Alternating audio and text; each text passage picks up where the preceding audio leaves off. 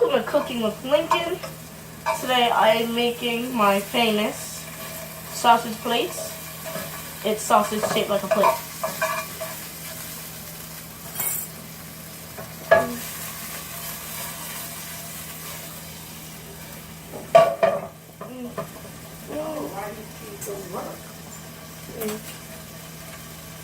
Oh, we made me a lot. I like them crispy like this. Made me a lot. That's gonna be a lot of meat. No, I didn't slice it down. Put oil in there? No. Just American made. Burn the fat off with no oil. Where are they?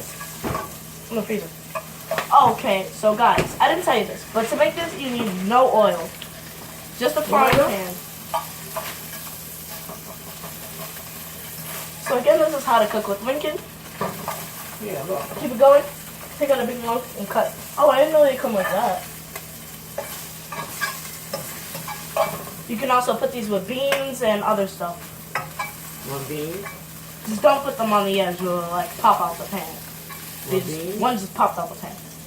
No, just drop them in there, yeah. Don't put your hand close. Just drop them in there.